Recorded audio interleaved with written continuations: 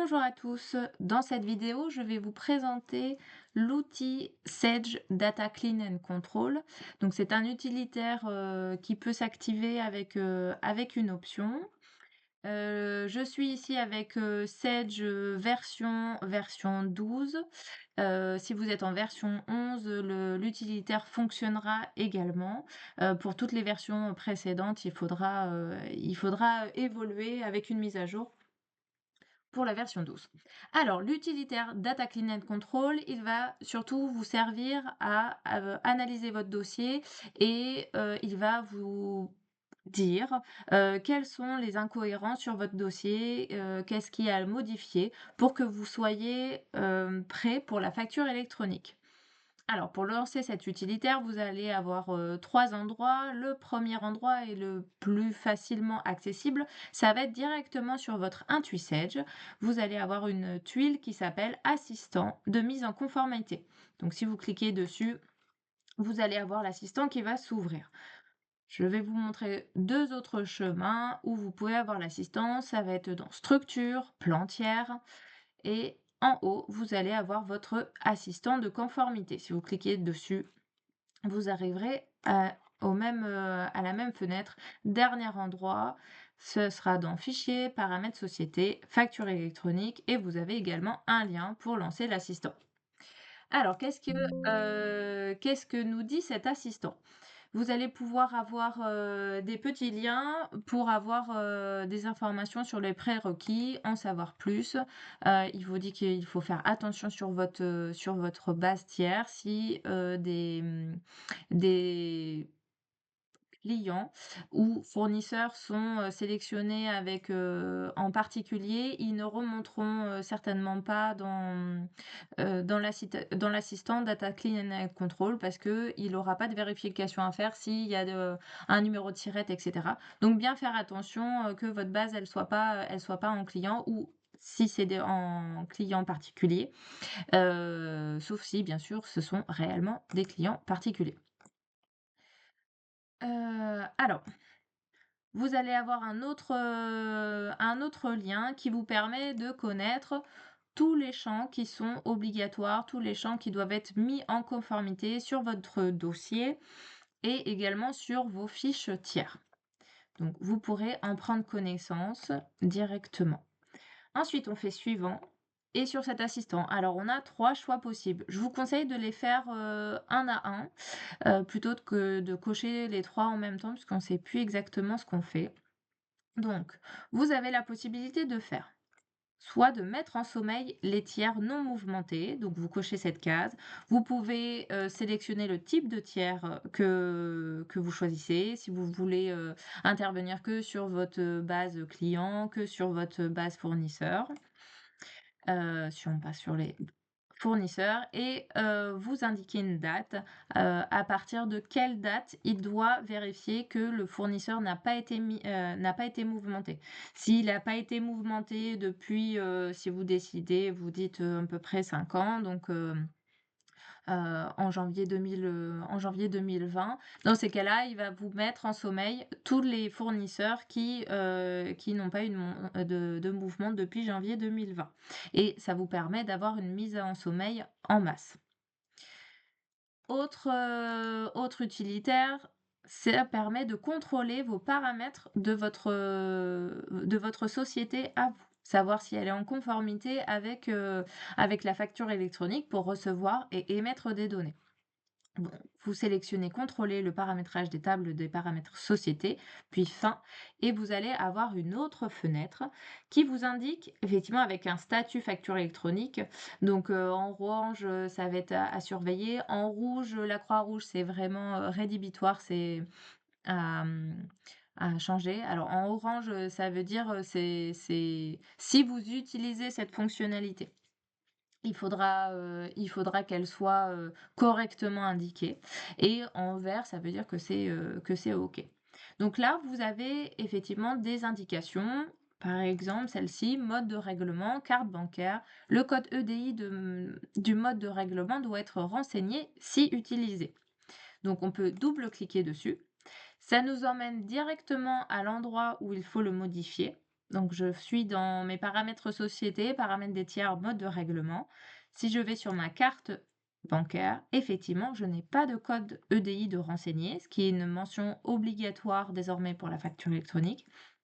Et dans ces cas-là, je choisis le bon code, carte bancaire 48, OK. Et ensuite, alors ça ne le met pas automatiquement en vert, mais si je relance mon assistant, je vais relancer mon assistant, vérifier mon contrôle des paramètres société. J'ai le droit à un deuxième tour. Effectivement, attention à cette petite erreur, il faut bien enregistrer. OK. Et voilà, j'ai ma petite coche en verte parce que j'ai bien enregistré dans mes paramètres société. Voilà, l'erreur est faite à l'écran, donc comme ça, vous ne la ferez pas chez vous. Et donc vous passez sur, un à un, sur les erreurs, donc par exemple les taux de taxes également. Il faut bien mettre dans les taux de taxes, s'il y en a une, la mention d'exonération, le code EDI, donc c'est bien une taxe sur la valeur ajoutée. Ce genre d'informations. Mais il vous indique et ensuite quand vous les avez modifiés, il vous mettra une petite coche verte. Si on regarde le troisième utilitaire, ce sera sur votre base, tiers. Donc, vous pouvez, appeler tous vos tiers ou bien sélectionner plutôt les clients ou bien sélectionner plutôt les fournisseurs. Vous avez la possibilité également de dire, «Moi je veux traiter que, les tiers, qui ont été mouvementés depuis telle date». Comme ça n'interroge pas, votre base qui peut, si vous avez la compta ou la gestion commerciale depuis un petit moment, effectivement pour pas avoir à mettre à jour, tout votre fichier. Ensuite, on fait fin et là, il nous fait apparaître, toute notre base, donc moi j'ai sélectionné tous, donc j'ai ma base fournisseur ainsi que ma base cliente et il m'indique tous les champs qui manquent. Donc effectivement, bio par exemple, donc c'est dans une base, démonstration, hein, la base bijoux si vous la connaissez. Mon numéro SIRET est obligatoire. Si je double-clique dessus, je vais atterrir directement sur ma base de tiers, donc avec ma fiche fournisseur et donc là, j'ai le numéro SIRET. Alors moi, c'est une base test, donc c'est pas forcément des entreprises existantes, mais si vous avez une réelle entreprise et qu'il vous manque le numéro SIRET, vous pourrez cliquer directement sur le petit i, pour vous ouvrir directement alors moi ça va pas fonctionner effectivement, mais pour vous ouvrir directement l'annuaire des entreprises où vous pourrez, rechercher votre entreprise et la sélectionner pour que ça puisse alimenter le numéro SIRET directement. Donc en double-cliquant, vous pouvez changer les modes. Par exemple, le pays du tiers est obligatoire. Donc le pays, il me manque le pays, donc je vais rajouter la France. OK. Et effectivement, mon horloge, maintenant qu'il a vérifié, que le pays était bon, il me met une seconde erreur, il me manque le numéro SIRET. Donc au fur et à mesure, vous allez alors bien sûr qu'une fois que vous êtes sur sa fiche, vous savez que c'est le pays, vous savez qu'il va falloir le numéro SIRET et qu'il faudra l'identifiant TVA, vous pourrez les modifier en direct. Donc ça, c'est pour vous alerter, le statut, les éléments manquants ou les incohérences. Par exemple, si, il y a un assujettissement, mais qu'il y a pas de numéro de SIRET ou autre, vous avez la possibilité de faire des modifications en masse. À partir du moment où je vais sélectionner, par exemple, plusieurs tiers, je vais faire sur «Modifier tiers».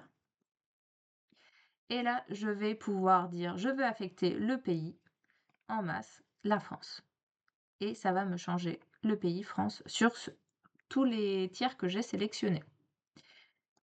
Vous avez la possibilité alors hop, si j'en sélectionne 3, de choisir aussi, requalifier le type d'assujettissement et de le basculer soit en particulier ou non assujettissement, soit en assujetti, à TVA en masse. Voilà ce que peut vous apporter l'assistant pour les modifications en masse. Si vous êtes directement dans cette fiche, vous avez la possibilité d'aller rechercher directement le numéro SIRET en sélectionnant. Vous cliquez sur rechercher SIRET. Effectivement, moi, c'est une base. Alors, on va essayer avec Orange, ça devrait mieux fonctionner. Ah non, j'ai trop de critères à l'intérieur. Hop, je vais enlever ça.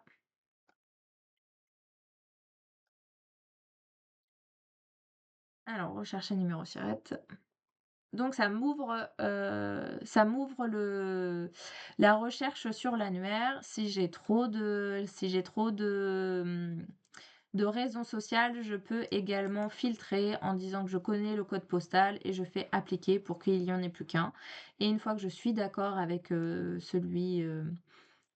quand j'ai sélectionné, le bon, je pointe et OK.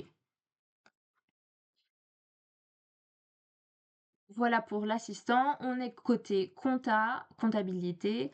Attention, de bien si vous avez également la gestion commerciale, attention de bien faire également l'assistant sur la gestion commerciale car il va chercher des champs différents. Il va analyser, est-ce que vos mentions obligatoires, sur les factures, elles sont bien présentes dans votre dossier? Elle va regarder également les codes EDI pour, le conditionnement et cetera. Donc, bien faire l'assistant sur, la comptabilité et la gestion commerciale si vous avez les 2 outils. Bien sûr, nous restons à disposition pour vous expliquer cet utilitaire et si vous êtes intéressé pour l'avoir, vous pouvez nous contacter.